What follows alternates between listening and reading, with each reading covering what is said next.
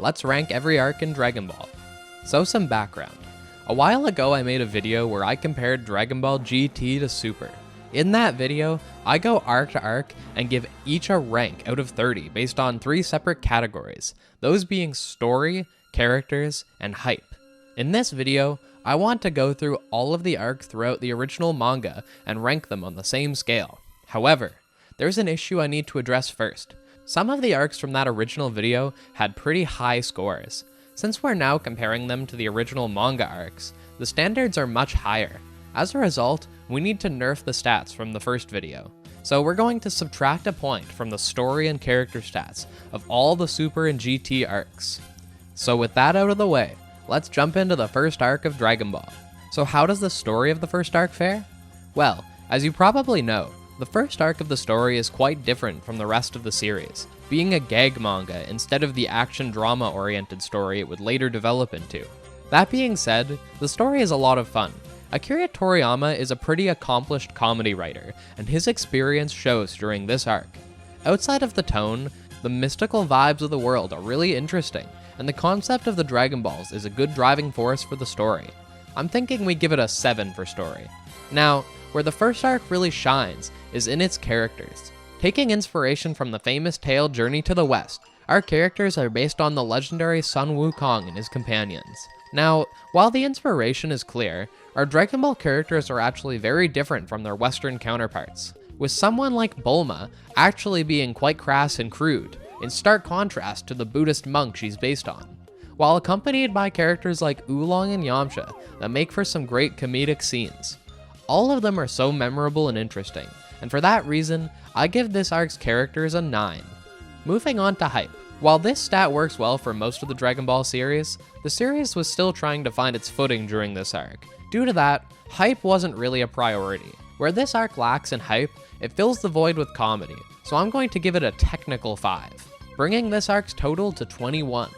Now, if you think my videos are good enough to get a score above 20, I'd really appreciate your support. My current goal is still to surpass Saiyan Saga Vegeta's power level of 18,000, and we only need a few more good boosts to reach it. Moving on to the second arc, we shift far more into the direction that Dragon Ball is known for. We get Master Roshi's training that leads into the first of many tournament arcs. This arc, of course, continues with the comedy from the last arc, but starts to sprinkle in some genuine moments. Tournament arcs are pretty generic in anime today, but this was the original tournament arc. This arc was so good that it sparked an entire cliche, and I think that's worth a lot, so I'm gonna give this arc an 8 for story.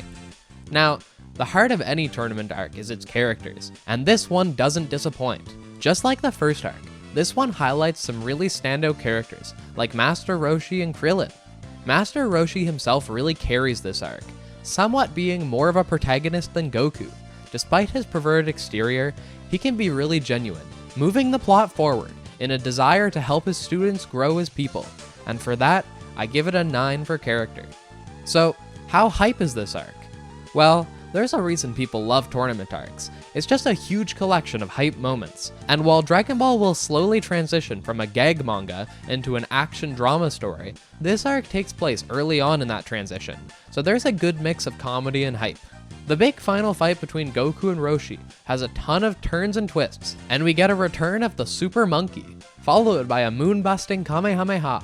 I think people sleep on just how good the second arc really was. I think we'll give it a 7 for hype, giving us a total of 24. Following that, we get the Red Ribbon Army saga. Throughout this arc, we would take a more episodic approach to the story, as Goku travels around making new friends and facing off with the members of the Red Ribbon Army. We get some fun hijinks as Goku climbs Muscle Tower, going on to make friends with the supposed monster Android 8, while the human members of the Red Ribbon Army are the real monsters, while later, Korin teaches Goku to appreciate the journey over the reward, all leading into Goku getting to show his progress to his deceased grandfather. Now, while this arc has a lot of great moments and concepts, it feels kind of aimless. More so than any other arc, it's obvious that Toriyama is writing this as he goes, with no greater plan in mind. Because of that, I think I want to give this arc a 6 for story. Moving on to characters though, the Red Ribbon Army villains are a mixed bag. Characters like Ninja Murasaki, General Blue, and Tao Pai Pai are all great and memorable characters, But it also feels like we have a lot of underwhelming villains who didn't get enough development, like General White, Black, and Red. Alternatively, I like a lot of the supporting characters like Korin, Bulma, Krillin, and Baba's array of spooky fighters, but the main focus of this arc is actually Son Goku. More so than any before, we get a lot more development for our main character. People might say Goku isn't a hero and he's selfish, but in this arc, we really get to see Goku develop as a person, as he learns many valuable lessons, ultimately deciding to give up his Dragon Ball in order to help someone else. I think we can give characters a 7. Now for hype, we're really starting to get into the Dragon Ball formula by this point, of someone underestimating our pint-sized hero, only to be obliterated seconds later. We get some pretty great build-up and payoff during the Korin's Tower portion, and seeing Goku just steamroll an entire army base is something I didn't know I wanted to see. All in all, I'm thinking we give it a 7, for a total score of 20. Following the defeat of the Red Ribbon Army, we head back to the Tenkaichi Budokai, but as our gang arrives, they encounter Master Roshi's old rival, the Crane Hermit, who heard that Roshi's students dominated the tournament last year. This creates a fun dynamic where the Turtle and Crane schools have to face off, giving this tournament a fresh distinction from the last one. Over the course of this arc, we follow Ten Shinhan, who starts out as a full-blown villain, but over the course of the arc, Master Roshi appeals to the good within him, ultimately allowing him to change for the better. This arc feels like a proper sequel to the first, so I'm gonna give it a 9 for story. This arc introduces the titular character Ten Shinhan, who was essentially Goku's first real rival, who truly embodies what it means to be a martial artist. He's accompanied by his sidekick Chaozu, and their relationship is a subtle way to show that Ten Shinhan has good in him, despite what he tries to portray to others. Now, on one shoulder sits his master the Crane Hermit, demanding he kills Son Goku, while on the other, Master Roshi reprises his role as the driving force for the plot, pushing Ten Shinhan to abandon the brutal ways of the Crane School. Ten Shinhan is by far the most fleshed out antagonist so far, and for that reason, he earns his arc an 8. While the first tournament was still heavily reliant on gag comedy, the second tournament goes all in on the intense battles. If your favorite thing about Dragon Ball is its basis in mystical martial arts, then this is probably your favorite arc. Nearly every fight has some memorable moments.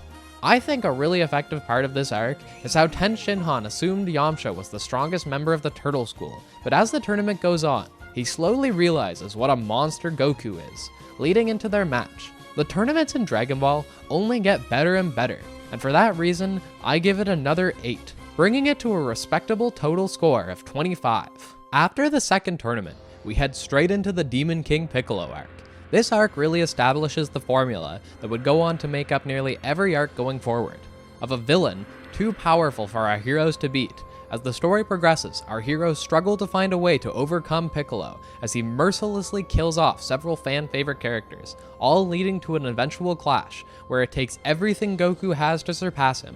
While this arc establishes a lot of series staples, it's also a bit rough around the edges. Piccolo's return just sort of happens with no build-up, and Goku gets stronger, not through training, but with the magic water that was originally supposed to be fake, which kind of cheapens Korin's original lesson from the previous arc.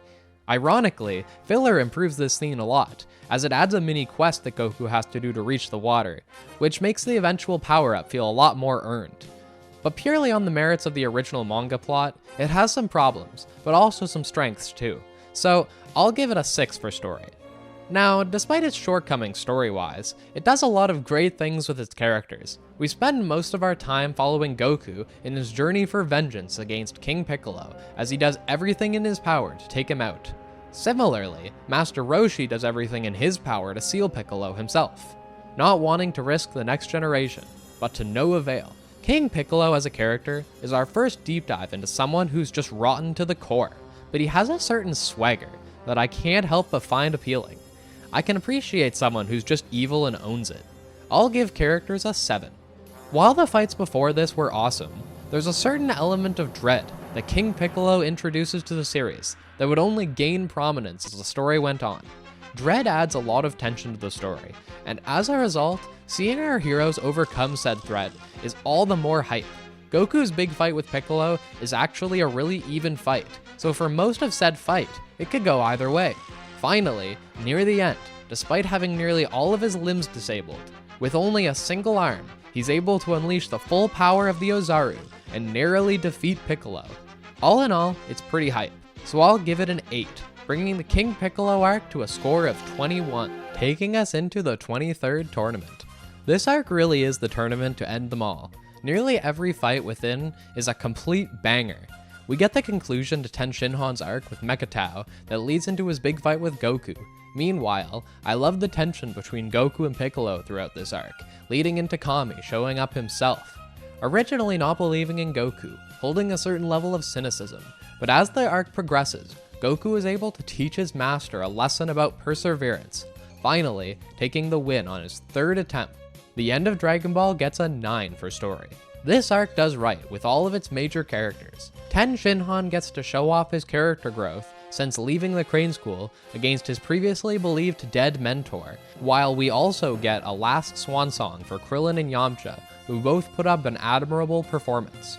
Kami is a pretty interesting character, seemingly feeling guilty for sending Piccolo down to Earth, wanting to repent for his sins, but also having a bit of a goofy side that shines while in his borrowed body.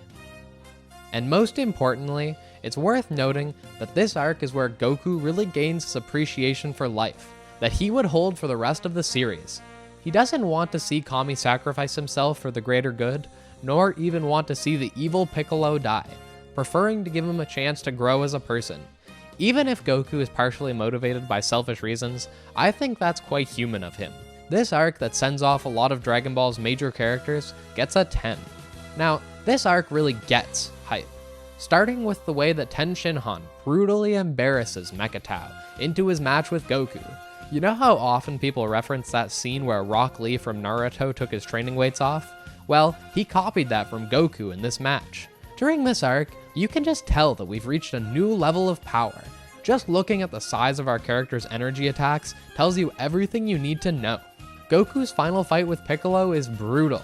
It had so many interesting phases, from the Super Kamehameha to Piccolo's giant form, to Piccolo's explosive wave, to Goku's famous meteor combination.